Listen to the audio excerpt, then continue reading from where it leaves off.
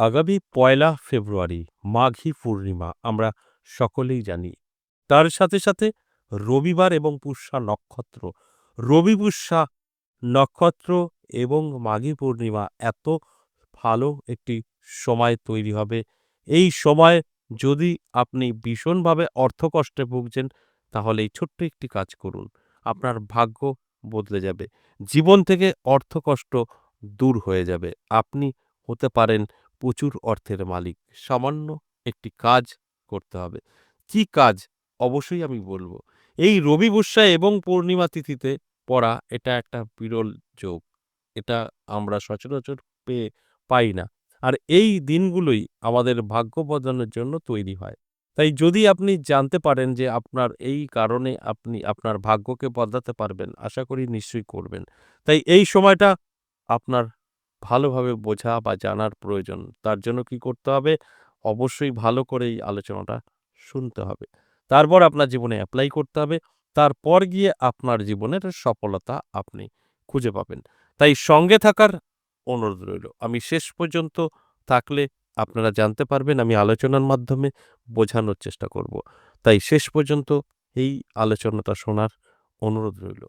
যদি আপনি এই আলোচনা শুনতে পারেন, আমি কথা দিলাম আপনার ভাগ্য বদলে যাবে। নানা দিক থেকে আপনার জীবনে আর্থিক উন্নতি হবেই হবে। কারণ এটা সম্পূর্ণ তন্ত্র নিয়ে আলোচনা। এটা তন্ত্রর মধ্যে অবশ্যই পড়ছে। অ্যাস্ট্রোলজি কিন্তু নয়। তাই এখানে আপনার অবশ্যই জীবনের পরিবর্তন ঘটবে। এতে কোনো সন্দেহ নেই।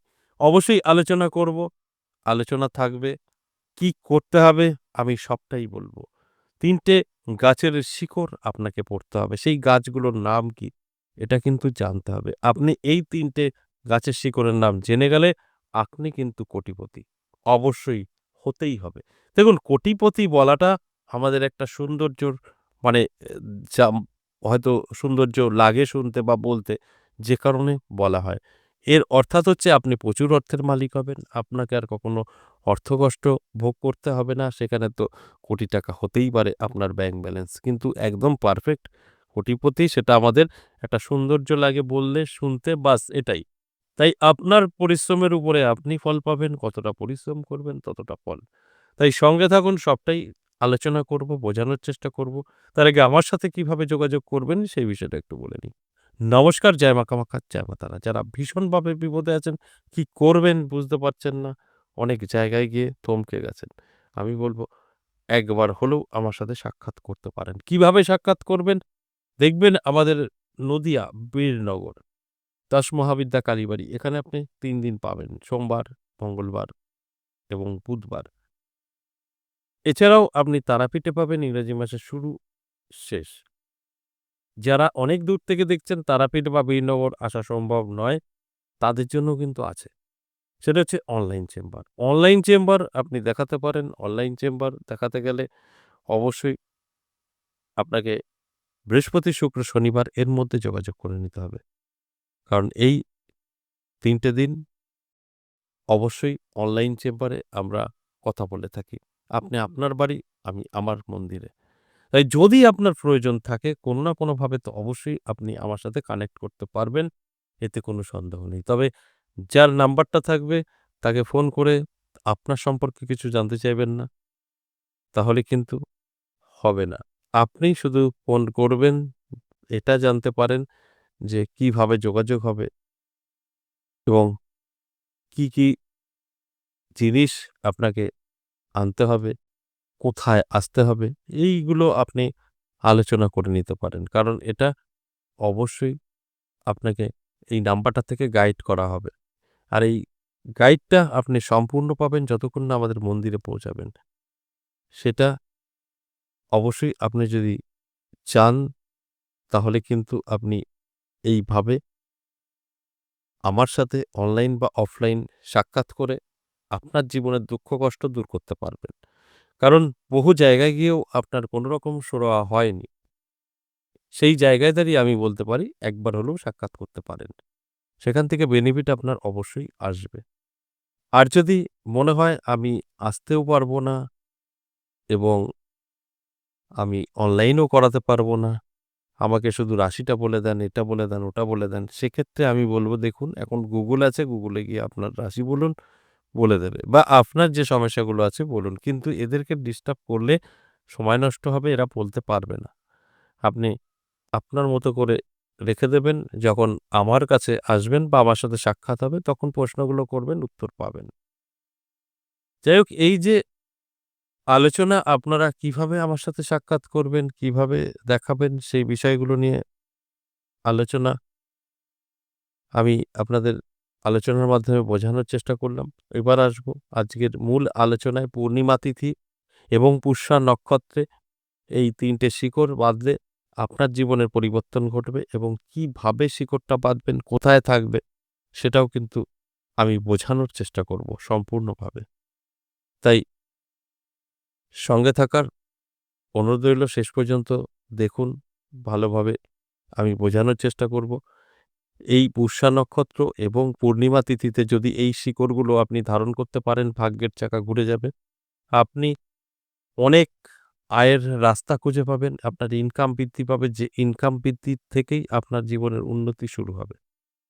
তাই আমি একটা কথাই বলব যে এই আলোচনা থেকে অবশ্যই ভালো করে শুনে বুঝে নিজের জীবনে এপ্লাই করতে হবে।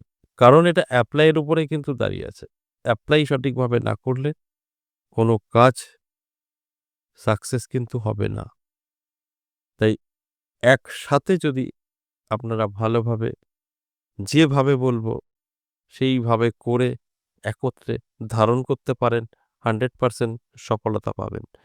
কি করতে হবে? দেখুন এই পূর্ণিমা চলাকালীন অর্থাৎ মাঘী পূর্ণিমা চলাকালীন, পুষা নক্ষত্র চলাকালীন আপনাকে এই ৩ টে গাছের শিকড় তুলে আনতে হবে। শিকড় তোলা মন্ত্র সকলেরই জানা আছে। কি, কি গাছ? শ্বেত লজ্জাপতি গাছ, শ্বেত অপরাজিতা গাছ, কালো ধুতুরার গাছ। এর ৩ টে কি শিকড় আপনি কাটবেন ঠিক পূর্ণিমা চলাকালীন এবং যে পুষ্যা নক্ষত্র চলাকালীন। আপনি নিয়ে ঠাকুরের আসনে রাখবেন, স্নান করবেন কাঁচা দুধ দিয়ে ওটাকে স্নান করাবেন। তারপর রূপোর কবজের মধ্যে ভরে পা খালিও আপনি লাল কারে বেঁধে ধারণ করতে পারেন। এতে কি হবে? এতে কিন্তু আপনার জীবনে থেকে অর্থকষ্ট সারা জীবনের জন্য দূর হয়ে যাবে। আপনি হবেন প্রচুর অর্থের মালিক। আপনার ভাগ্য সম্পূর্ণ বদলে যাবে। এটা হাজারো বার প্রমাণিত। কিছু, কিছু তিথি আসেই এই ভাগ্য বদলানোর কাজের জন্য। আপনার জীবনের বড় পরিবর্তন ঘটানোর জন্য।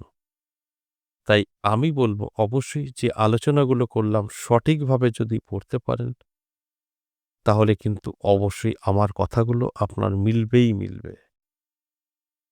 আর যদি মনে হয় যে না যা আছে, আছে শুনলাম কানে যেরকম খুশি করব, আমি সব পেয়ে যাব, তাহলে একদম ভুল করবেন। এটা বোঝার এবং আপনার জীবনে এপ্লাই করার দুটোই কিন্তু আপনার দক্ষতা হতে হবে। সঠিকভাবে আপনি যদি এই কাজগুলো করতে পারেন, সেখান থেকে কিন্তু 100% আপনি বেনিফিট পাবেনই পাবেন। তাই এই যে আলোচনার মাধ্যমে বোঝানোর চেষ্টা করা হলো যে মাঘী পূর্ণিমায় এই ৩ টে গাছের শিকড় একত্রে করে ধারণ করতে পারলে অবশ্যই আপনার কিন্তু অর্থের জোয়ার নামবে। নানা দিক থেকে অর্থ আসতে শুরু করবে। আর সেই জায়গাটা অবশ্যই ধরে রাখতে হবে। ধরে রেখে জীবনে উন্নতি করতে হবে। আশা করি বুঝতে পেরেছেন। আজ এ পর্যন্তই। আবারও আসবো নেক্সট ভিডিও নিয়ে। ততক্ষণ ভালো থাকুন।